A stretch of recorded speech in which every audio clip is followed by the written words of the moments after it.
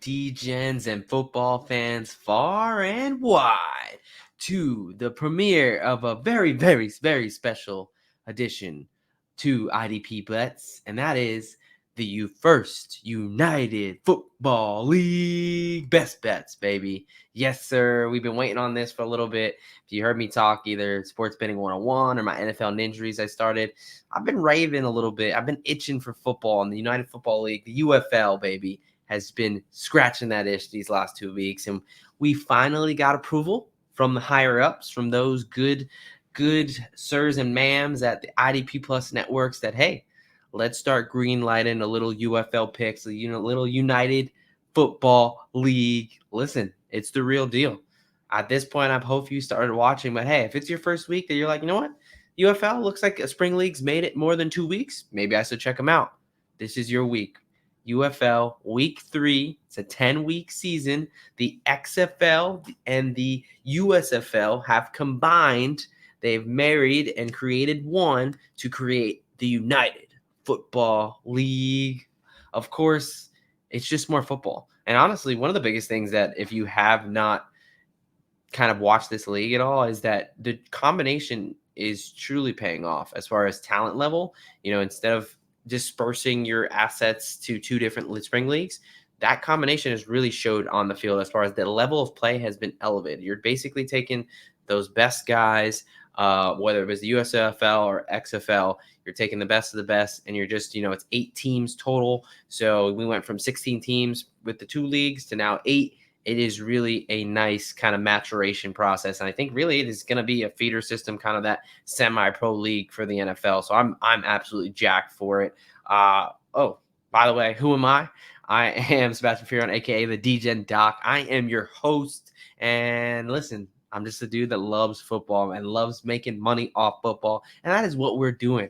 And it's nice because in this off-season period where we're doing the Sports Betting 101, which I encourage you to check that out if you're interested in or newer into sports betting, you want to get into sports betting, broke down a lot of topics. We really just learn and master the basics. That is the key. In order to have a chance of success in sports betting, you have to first learn and then master the basics. So check that out. I've been starting with some NFL injuries because I'm just itching for football, but we got some actionable things. I'm going to tell you about some plays that are going to get you paid this weekend, Saturday and Sunday. You only have to wait, depending on when you're listening to this, 1, maybe even less than a day to go ahead and get down on some action on some real professional football. So I'm jacked. I hope you're jacked with me. Let's go ahead and kick this off. We got 4 games. As always, no real bye weeks in the UFL with only 4 games for the weekend. So let's take a look at the weekend slate here. So Saturday we got 2 games. We got an early and a late game, and then Sunday we got 2. Early game, and then kind of your mid-afternoon game. So there's our slate for the weekend. And let's go ahead and just get it kicked off. The way this is going to work, because this obviously is a new series, but it's going to be continuing on for the rest of the season. And we're going to basically just run through the games, break down kind of, I'm the injury guy. That's what I do. That's what I do for my daily life. So, of course, I'm going to talk injuries because no matter what anybody tells you, injuries are a huge part of the game that only a few people really understand the inner workings of. And thankfully, y'all got me, and we're going to use it to help us get a little bit of an edge for the books and make a little money, right? So we're going to talk injuries. We're going to talk matchups, just, how these games match up. We've obviously had 2 weeks. I have watched every game because I'm stuck in a hotel room and I love football. So it's pretty easy. 1 + 1 = 2 there. So we're finally getting some data.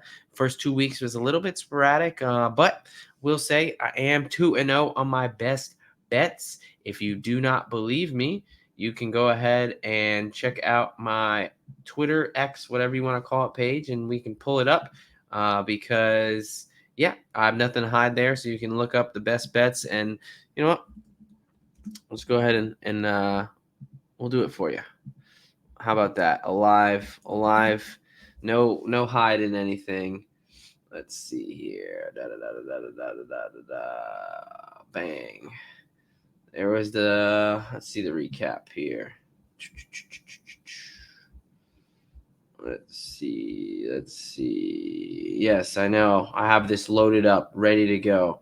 Listen, I want you guys to know that I'm not bullshitting you, right? We're 2-0 on the best bets. Boom. Gave out Arlington last week. Arlington +5. I liked them on the money line too. They didn't cover on the money line, but the best bet was Arlington +5. And the first week was Memphis on the money line to go ahead and get it done, get their first dub against, I believe that was Houston that they were playing. Yep, against Houston. All right, enough of that. So let's go ahead and pull this down. All right, to this action, right? Now we're going to tell you about, I don't give a shit about what you did in the past. What are you're only as good as your next one. Well, that's this week, folks. That is this week, week 3, kicking it off Saturday, April 13th. We've got the DC Defenders taking on the Arlington Renegades.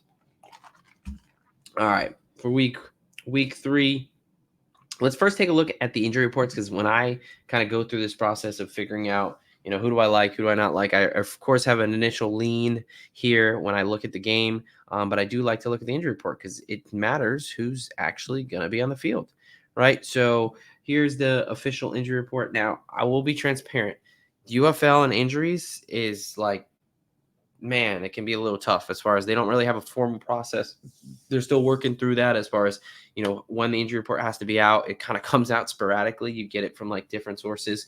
So, the report itself is fine, but when you get it and when that information is available, yeah, your guess is as good as mine, right? But thankfully, it is Thursday night going into Friday, and we already have, the practices have been done, the game status has been out, so we do have that luxury there.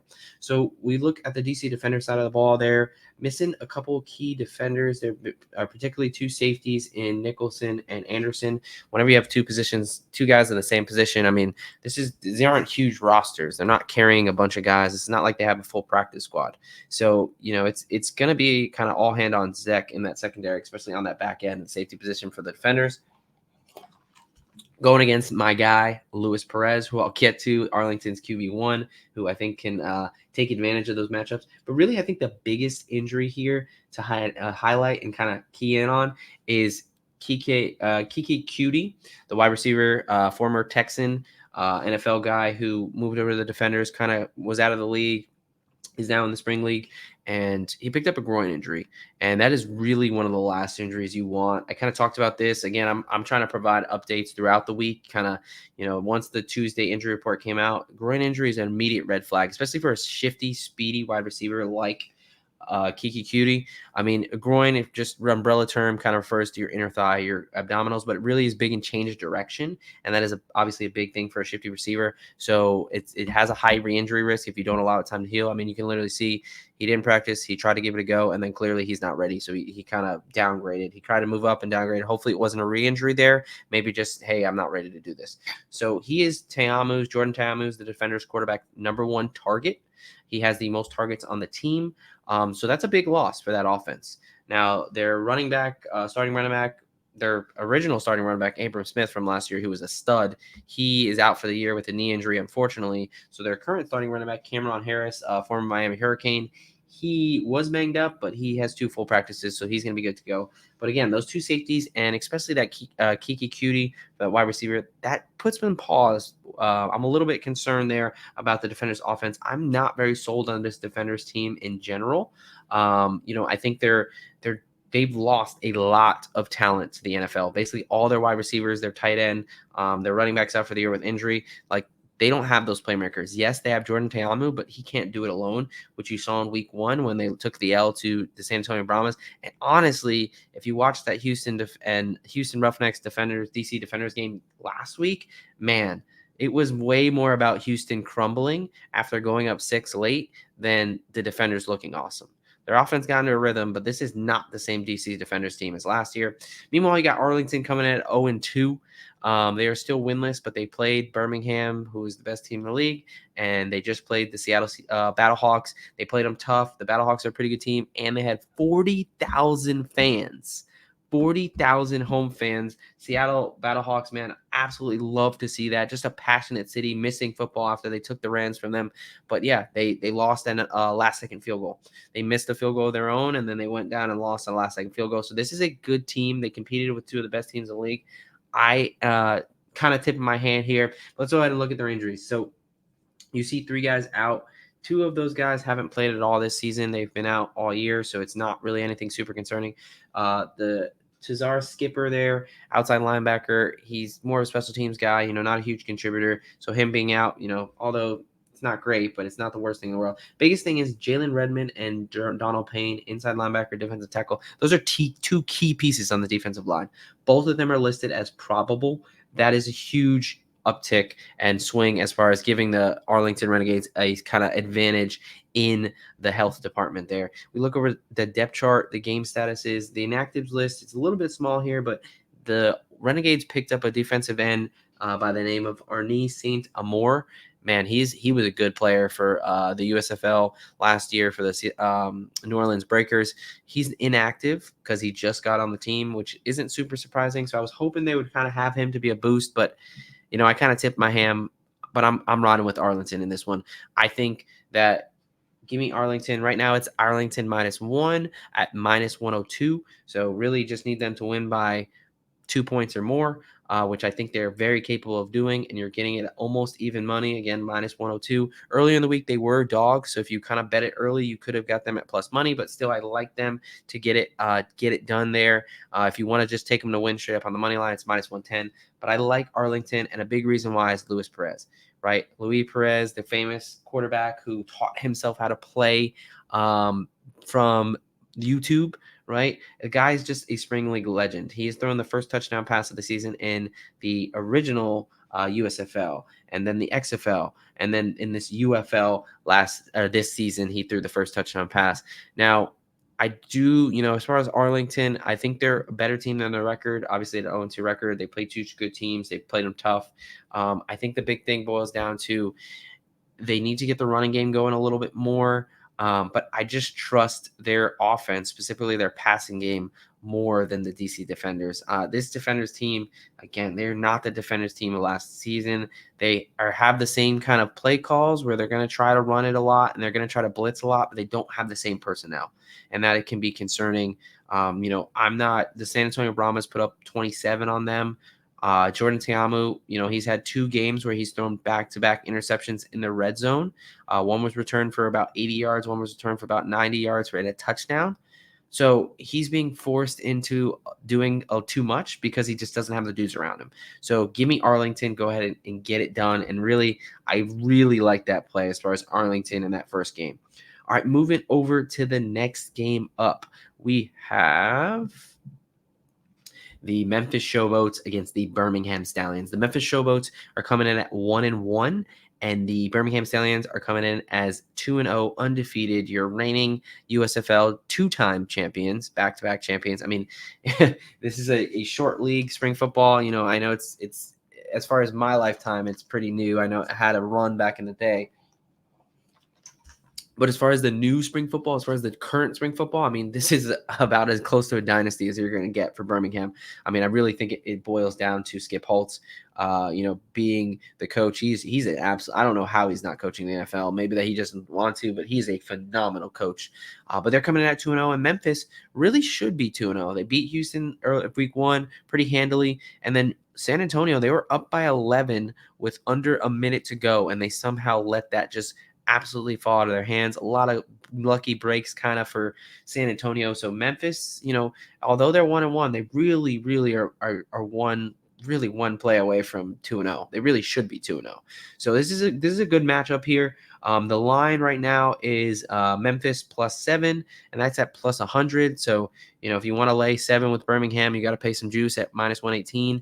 At most books, I'm going off DraftKings, obviously. Shop around based on what price you like. But let's go ahead and get into the matchup here. So, looking at their injury report, it's a bit less here. Let's start with Birmingham. Birmingham has been very healthy this season, which is part of the reason why they're a really good team.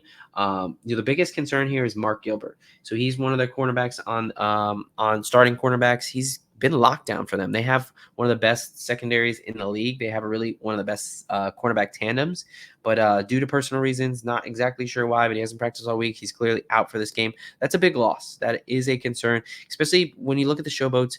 They're struggled to get the running game going, but Cakes Cookus, he can throw the ball. He's got, Jonathan Adams on the outside. He's got some, Sage Surratt at tight end.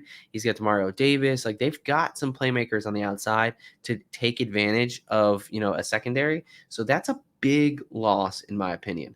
And then you got Memphis on the other side. They're a little bit more beat up. They've got their starting tight end, Wes Sexton, secondary tight end, kind of tight end 2. He does see a lot of burn typically. Wes Sexton Jr., he's out this week. He's not practiced at all. And then the biggest concern outside of him is Darius Victor, starting running back, kind of that bowling ball, former New Jersey General.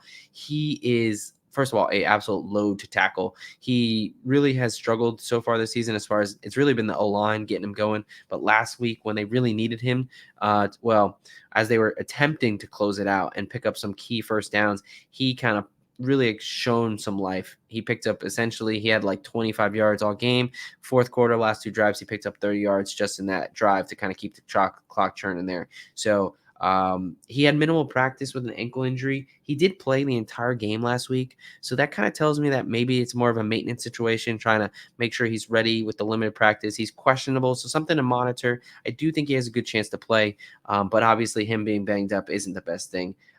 So Memphis, a little bit less healthy, but not too anything major, really. I think the Birmingham Gilbert kind of injury is a bigger deal. Birmingham, too, just announced that Adrian Martinez is a starter. So one of the reasons where they have a kind of a 2-quarterback system with both Matt Corral and Adrian Martinez, kind of some of the big offseason additions to the league. As you can see on the depth chart, Matt Corral started the first 2 games, but Adrian Martinez has seen plenty of time. They've kind of been splitting time. Right now, Adrian Martinez is listed as the starter. So clearly, Skip Holtz is kind of feeling that, Adrian Martinez has stepped up. Really, both these quarterbacks, Martinez particularly, with his legs, he can really kill you with his legs. That cat can run. But really, both these quarterbacks have struggled with turnovers.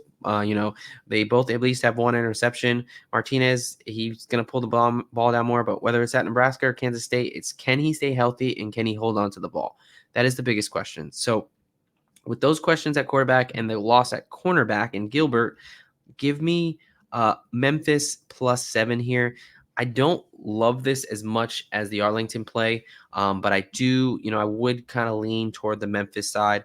Birmingham is the better team. I think they get it done. But I think if you're going to keep rolling out this 2-quarterback system and not allow one quarterback to get comfortable, I think that's going to lead to some turnovers.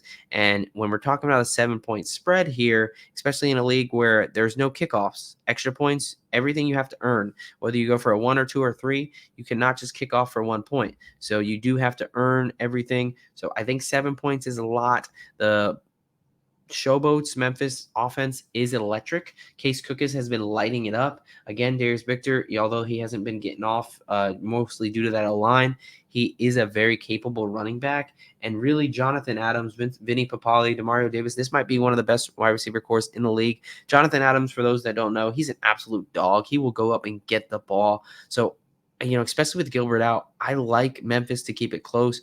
I don't quite like them to get it done as far as getting the win. I think Birmingham is just overall too balanced of a team.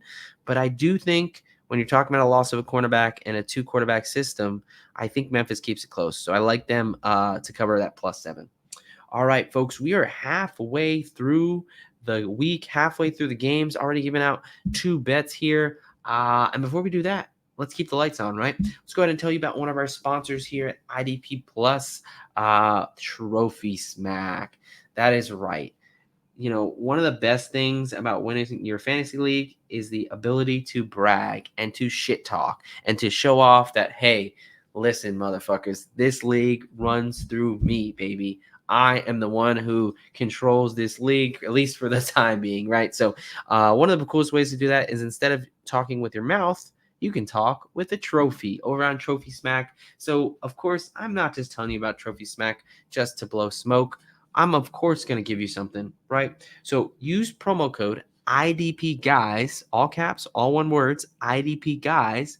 And with the purchase of a trophy belt or a custom trophy or belt, you will get a free, yes, that is FREE, free championship ring with the purchase of a custom trophy or belt. Again, use promo code IDP guys, all caps, all one word, and you'll get a free ring with the purchase of a belt or trophy.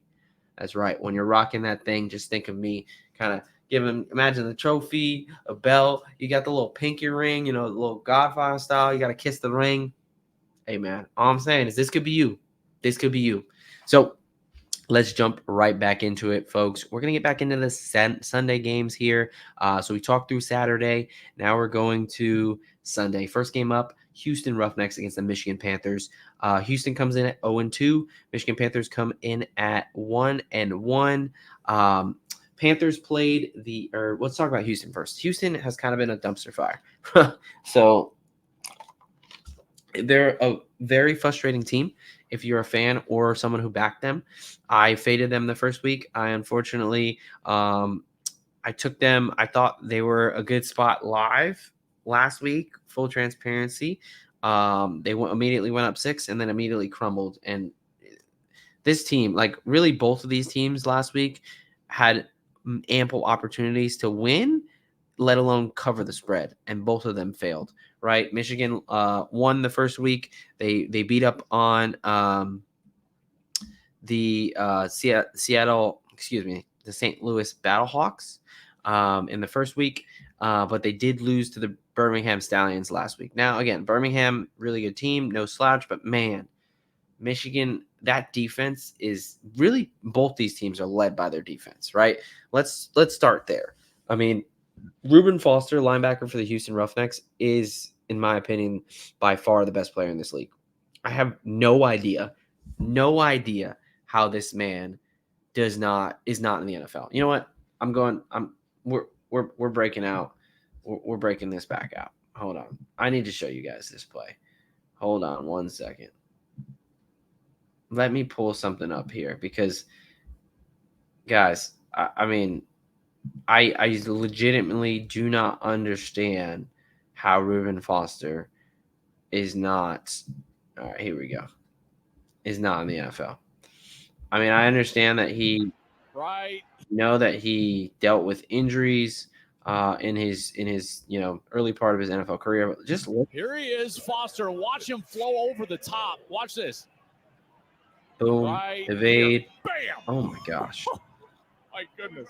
I mean, just bad intentions, Joel. Just bad intentions. I mean, like, dude, and like you can tell, like this guy like loves football. Like, you're not out here like just putting your body on the line and risking that, and like with full enjoyment after, like a full Tiger Woods fist pump. Like, dude just loves ball, and he is a baller.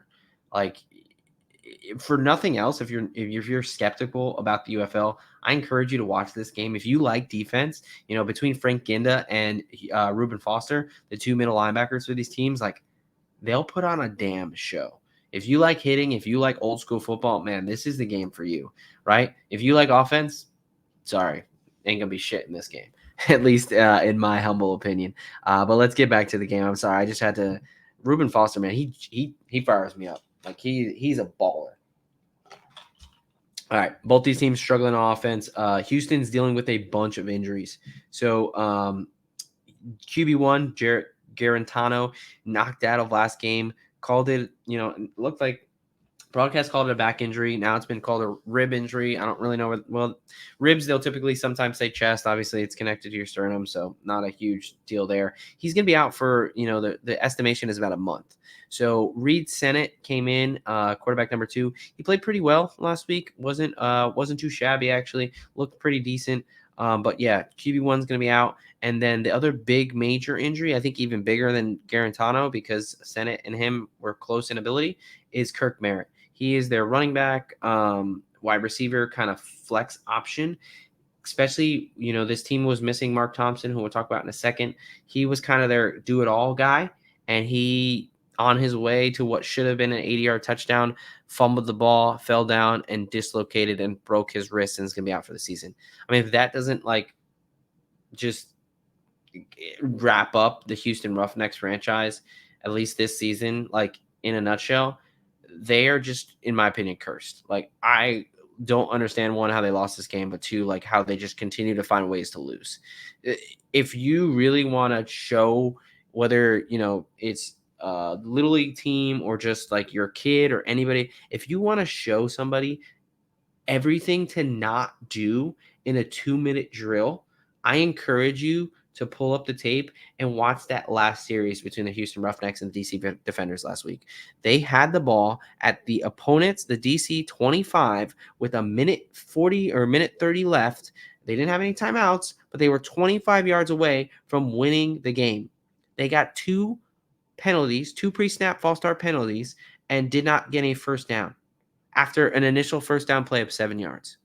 So they had 2nd and 3, and they got 2 penalties, didn't get a first down, and they got a sack. Like, dude, oh my goodness, it was the worst. It was the most unorganized, like, just like soup sandwich bullshit I've ever seen. Oh my goodness. Anyway, this Houston team, if you're gonna lay anything or bet with them, just be ready to absolutely go through a roller coaster. Getting back to the injuries, so Merritt Garantano out. Merritt, I think, is a huge loss. Now, they did get some positive news here. Mark Thompson, stud running back, he has been out so far this season. He hasn't even practiced. He did pick up a limited practice on Thursday. That's a significant increase. This is one to watch. If he's going to play, he automatically elevates this team. Like, he runs hard. He was the USFL Offensive Player of the Year. The dude runs hard. Like, he is like, he's not Derrick Henry, but he's the Derrick Henry of the spring football, right? So that does matter. Also, Justin Hall, their best, most explosive wide receiver, he picked up a concussion last week. So it looks like with a full practice, he should be good to go. So if you get Thompson and Hall, that offense all of a sudden goes from, dog shit to like, oh, okay, maybe watchable. So that's the situation there. On the Michigan Panthers side, a lot of injuries in this game. This game is all about the injuries. You've got your starting quarterback, your best wide receiver, and your starting center all banged up. Marcus Sims caught I believe it was a 70-plus yard touchdown pass last week. Was their only touchdown. So him being out, also not on this injury report. Devin Ross, their number 1 wide receiver for Michigan, is on the IR. So their best player, their best wide receiver is out, and now their second best wide receiver is not practicing. EJ Perry at quarterback, man. The Panthers also had a very, very, very, very frustrating 2-minute drill where they could have at least covered, if not won the game outright. They had plenty of opportunities. The DC Defenders had 2 unnecessary roughness or personal fouls, 15-yard penalties on them in that final drive, and they could do nothing with it because EJ Perry is the classic take 1 step forward and 5 steps back quarterback. So, these offenses are going to frustrate the shit out of you. Let me just tell you that right now. But they're both dealing with some injuries. You got your quarterback, your wide receiver, and your center, all starters, banged up. So that's obviously a concern. So this, should be no surprise where I'm going with this. I'm going to be taking the under 38 points. Now, I understand what you're saying. Damn, 38 points, that's pretty low, right? Yeah, it is low. It is the lowest total on the board this week, and I'm not scared of it. Again, both of these offenses already are not very proficient, not very efficient at all. They can fuck up a wet dream. And now we're dealing with backups, right? So you're telling me that the starter's going to get it done, but now the backups. And on top of that, probably even more, a better reason, both these defenses are really damn good. Really good. Like, if you like defense, if you are someone who is a defensive-minded guy and wants to see some hard-nosed defense, some nice tackling, some fundamentals, some solid defense beating the shit out of the offense, I encourage you to watch this game. Like, honestly, what I'm most worried about is special teams and defense as far as them scoring points, because that's when we'll start to worry about the under. But as far as the offensives, neither of these guys scare me, whether it's Reed Sennett, whether it's, they picked up Kenji Bahar, did Houston, whether it's EJ Perry, definitely not Michigan's quarterback room. Their quarterback room is terrible. But yeah, give me the under 38. I also, first read, I thought I was going to be all over Michigan. the injuries are a little bit concerning for me. And if Mark Thompson and Justin Hall can play for Houston, I think they're big enough that, it might be kind of a stay away spot for me. Listen, I'm not betting on Houston because these guys, they just find a way to lose. But Michigan is kind of just as frustrating. So give me the under 38 there for the play. All right, folks, last game of the week.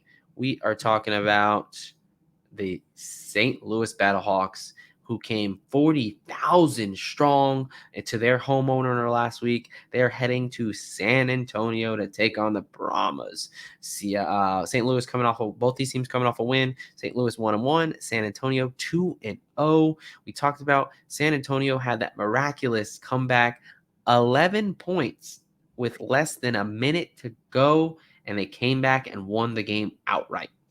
They didn't cover because they only won by 1, and they were favored by 2, depending on when you got the number. But still, pretty damn impressive. However, for about 95% of that game, they kind of looked like shit. Now, San Antonio definitely came out impressed in week 1 because they were pretty bad last season. Again, it's really hard to take what they were last season. Some of the core of the players are the same. The coaches are mostly the same, but they're not the same teams, right? So you kind of got to throw away these past 2 seasons as far as the teams. You can look at the players and kind of how they profile, but the teams themselves aren't really going to be that much continuity, right? So, St. Louis or San Antonio has been pretty ass. So for them to come out and beat DC, who was, the front runner in the XFL last season, that was a pretty big deal. But we're quickly realizing like DC's not that good. And I don't think this San Antonio team is that good either. They beat DC, which is a good win, and but they really should have lost to Memphis. Again, down 11 points with less than a minute to go. Like that is much more about Memphis collapsing than San Antonio being some prolific team. And really one of the biggest things is the amount of turnover. This is the game that has the most stark difference between the 2 teams as far as on the injury front. So we'll start with St. Louis because it's an easy one to start with. So they're pretty damn healthy. Their only player that is kind of questionable is Mike Rose. Mike Rose is an absolute stud middle linebacker. He's one of their best. I think he is their best defender. One of their best players on their team. He missed last week. He was out with an ankle injury. He started this week with a limited practice. That is a great sign as far as his availability for this week. At this point, I would be surprised if he doesn't play. You'd love to see, whether he has a limited or full this to Thursday. Again with the injury reports, they're so sporadic with this shit. But if he can get a full practice definitely by Friday, I think obviously that's the best sign. But with the limited practice on Wednesday, assuming there's no re-injury or setback, I think he'll be good to go. And they'll be at full strength, which apparently for week 3 in the season is pretty hard for these teams to do. Now look at this, San Antonio Brahmas injury report. Just look how long that is. You got 4 guys that are not practicing at all, 4 guys that are limited, and then you got a couple guys who are fully practicing. Like that is a long injury report that just automatically tells you it's a lot on the defensive side of the ball too. Darius Phillips, their starting cornerback, pretty damn good cornerback, but even this does not tell the full story. So to tell the full story, let me go ahead and pull up over on my X page here. All right, let's show you one of the most significant injuries that happened last week. We've got a math major, but I think we do, in fact, have a ball game. A one-possession game, an intriguing notion for the Brahmas, who have brought the drama, as you indicated, Kirk. They did score another touchdown. Would you go for the game-tying 2-point play or go for the win from the 10-yard line with a 3-point conversion? Now, look at this tackle specifically. We've got a math major, but I think Hold on. we do, in fact, I'm going to bring it back. A one-possession game version. 10-yard line with a 3-point conversion from the 10-yard line. That's the kicker. That's destroying. My guy needs to keep his damn head up because, unfortunately, what happened because he did not keep his head up is this.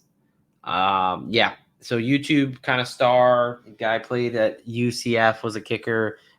how to YouTube was a big thing in YouTube. UCF, there was before NIL. They said either you got to pick YouTube or you got to pick the Golden freaking Knights. And he was like, nah, I'm going to continue to make a lot of money on this shirt thing in YouTube.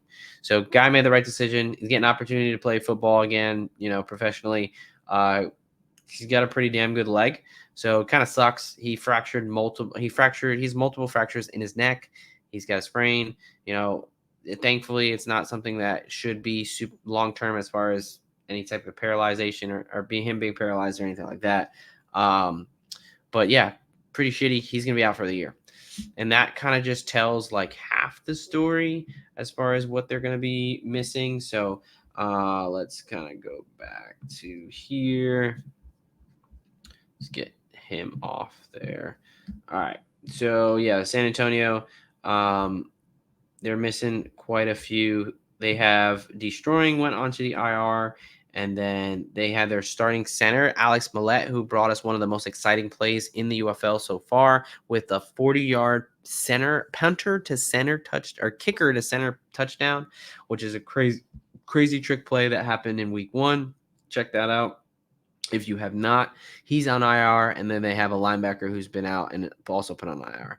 They have added a lot of guys, though. So they added wide receiver Calvin Turner, kicker Ryan Santoso, who played in the NFL, DB cornerback Cam Dantzler, who was the 3rd-round pick for the Minnesota Vikings, who was really just in the NFL, and then center from Illinois, Alex Filstrom. So there's just been a lot of turnover with this team. Right, they're clearly, they got guys on IR, they got a long injury report, and now they're playing a Battlehawks team that is coming in off a win. They've got AJ McCarron, old reliable back at quarterback, and they've really just got a balanced team. I think Birmingham is the most balanced team, but I think the Battlehawks are right behind them as far as they've got a good coach in Anthony Beck, and they've got balance. Right, if you have not seen Mateo Durant. So they started the year with Wayne Goldman being their starting running back. Shout out to New York Giants, former Clemson Tire, New York Giant Wayne Goldman. The Wayne train, yeah, he didn't really do much. Mateo Durant out of Duke, kid can fly.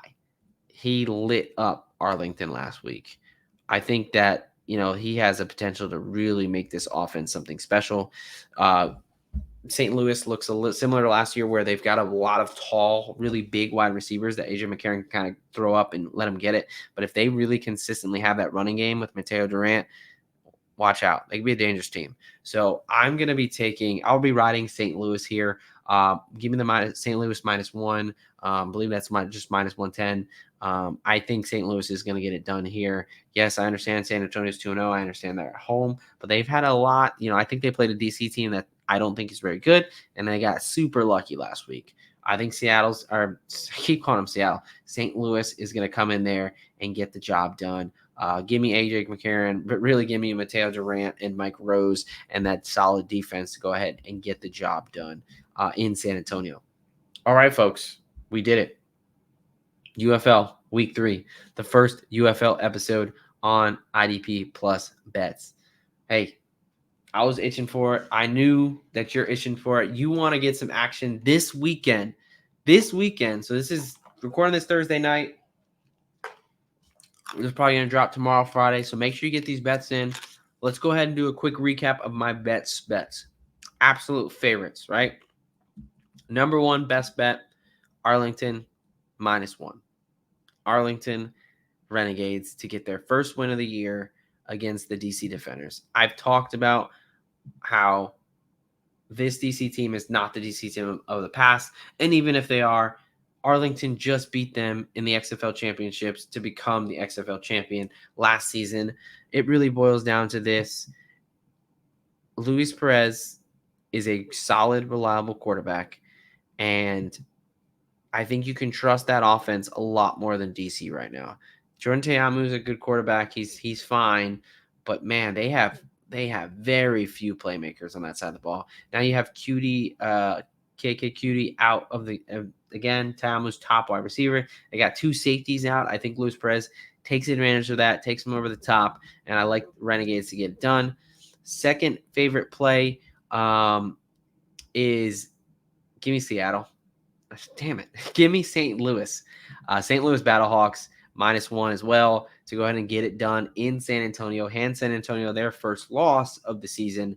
San Antonio, you got 3 guys on IR. You're changing people out. You got a bunch of guys just joining the team. Are they even going to be active? You got a long injury report. Meanwhile, you got St. Louis, who is coming in very healthy. They know what they want to do. They're a balanced team. And give me AJ McCarron over Chase Garbers. I've not been impressed by Chase Garbers much at all. I think this San Antonio team just got very lucky last week to be undefeated. They really should be 1-1. Give me St. Louis to go ahead and get it done in San Antonio. And then the final play that I like as well is we're going to that Houston-Michigan game on Sunday, and we're taking the under 38. Again, I understand it's a low total, but have you seen these offenses? Have you seen these offenses? I mean, holy shit. But also, have you seen these defenses? That's some nice defense right there. If you want to look at some hard-nosed football, look at some hits, look at some disciplined, solid defensive football, check out this game. If you like offense, put it on mute, go do something. Just, check back periodically when you come back and the game's like 6-3 at halftime and it ends up 12-10 or some shit like that. Yeah. That's what to expect with this one. I expect it to be a snoozer. So that's Arlington -1, my favorite play on the board, followed by St. Louis -1, and then Michigan, Houston under 38. Those are the 3 plays that I really like this week.